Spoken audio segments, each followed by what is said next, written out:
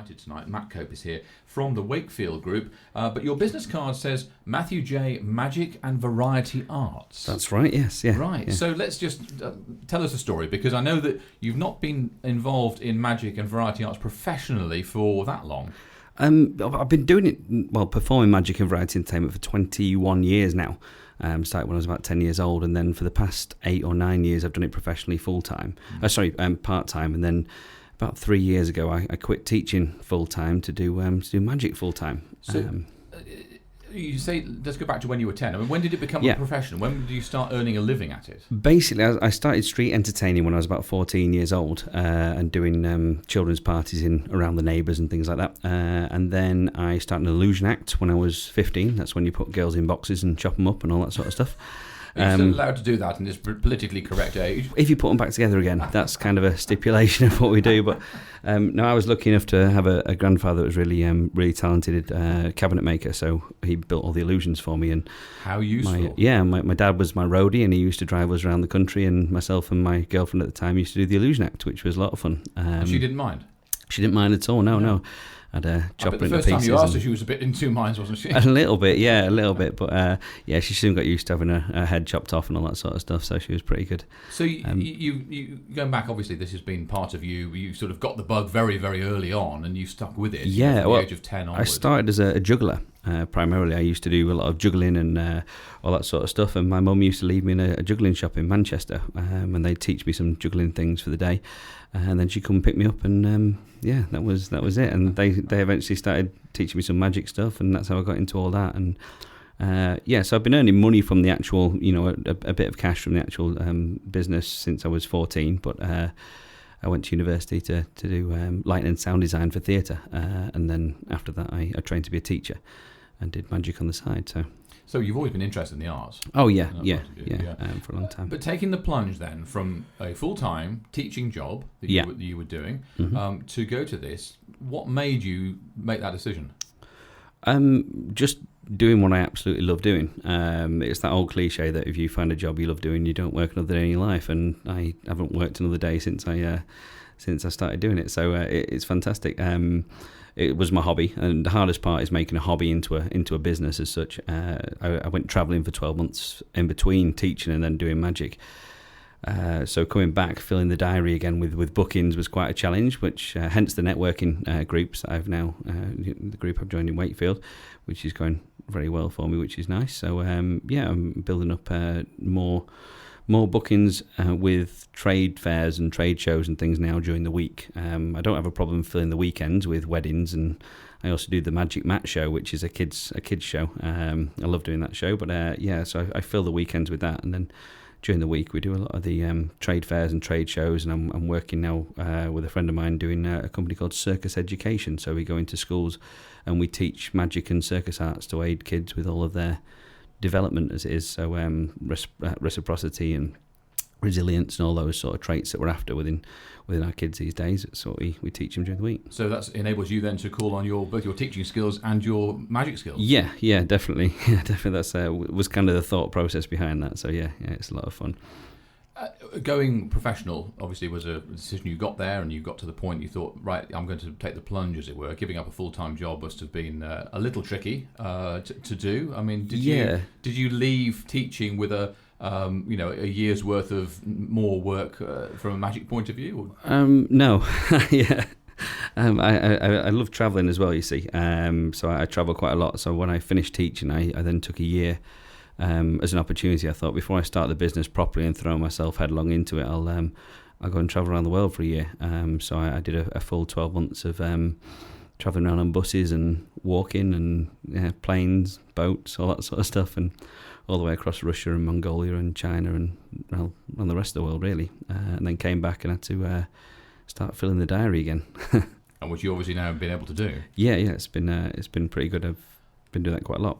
So what sort of magic do you do? I know there are lots of different types of magic illusions, all those sort of things. Yeah, I kind of cover a lot of different areas. It's often frowned upon from a professional point of view as a sort of professional close-up magician. I'm quite a serious close-up magician, so working on sleight of hand and misdirection, all those sort of technicalities. It can be quite frowned upon sometimes to be doing the kids shows as well. But I absolutely love doing my kids shows, so I'll never stop doing my kids entertainment.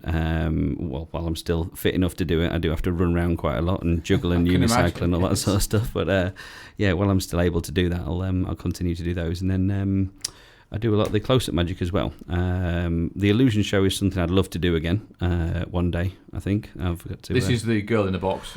Girls in boxes, yeah. Okay. I class an illusion act as when you're actually using a human for your tricks, if you will. I do have a few tricks like that in my stage show that I do for adults, so I do often chop the CEO's head off and things like that during a sort of stand-up routine. Okay. Which is kind of like a... How does that go down?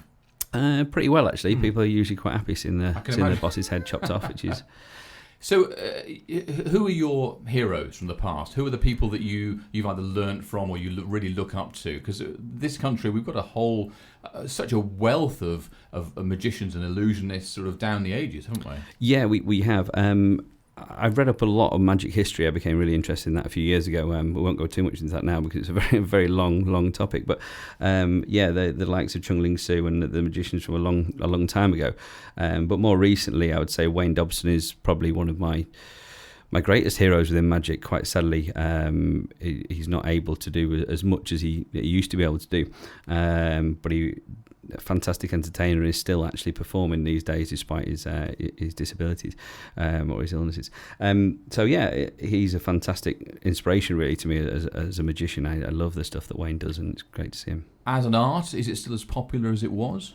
It's actually getting more popular nowadays, thanks to Dynamo and these other TV magicians that are making it more of an acceptable thing. 10 years ago, I'd walk up to people at a corporate dinner or a wedding or something like that, and I'd get not a cold sort of approach, but it would take me a while to get people round to my sort of way of thinking or wanting to see some magic. Nowadays, you walk around at a wedding and I've got people shouting me over because they want to see the magic, and the people at corporate dinners and banquets and all those kind of functions. They want to see you perform magic because they've seen a bit on TV and they want to see it close up, which is great for me because it's one of my favourite things to do. Well, I'm not sure how this is going to work, but we've asked you to bring in something tonight into the studio here.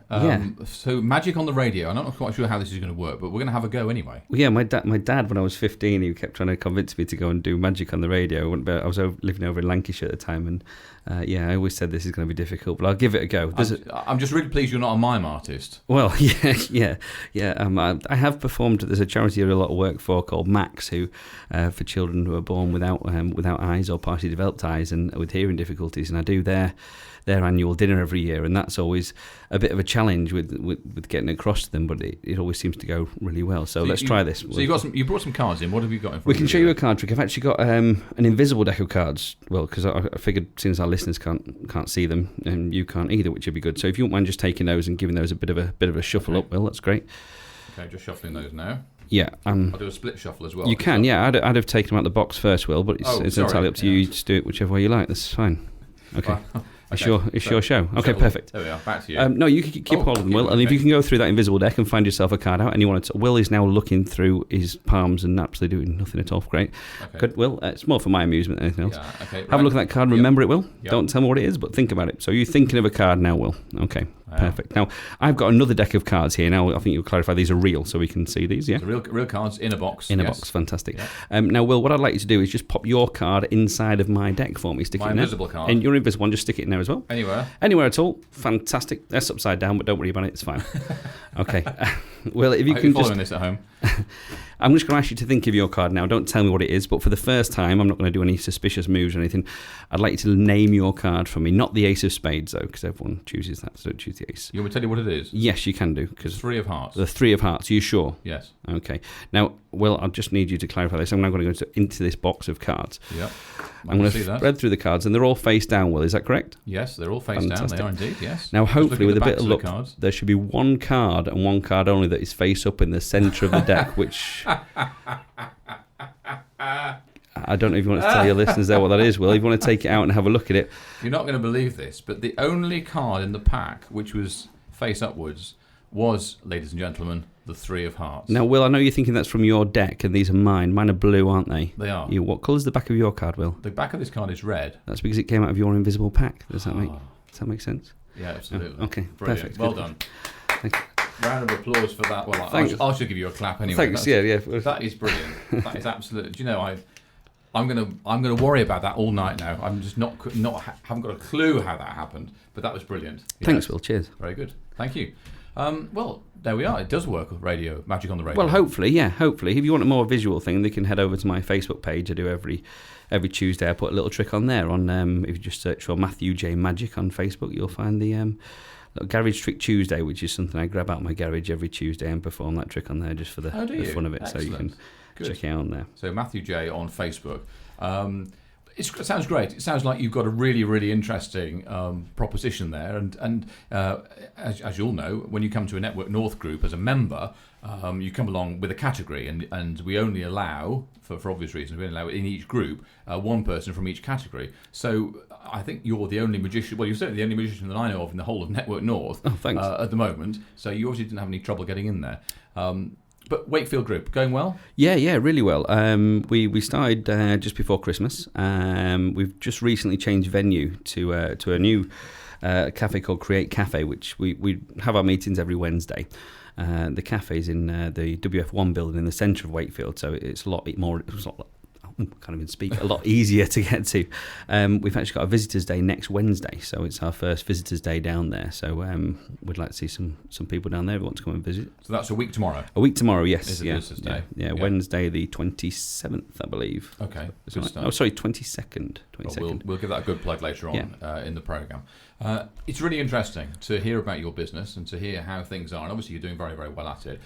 Just give us an idea, finally, about the area you cover. Because you say you do, obviously, you're based in Wakefield, in the Wakefield Group. But when you go to parties, you do the corporates, you do some of the trade fairs. Where do you travel? Yeah, for sort of corporate dinners and trade fairs and weddings and everything, I do travel all over the country. And I've started doing a few abroad now as well, which was nice. I did my first wedding in Germany last year, which was good.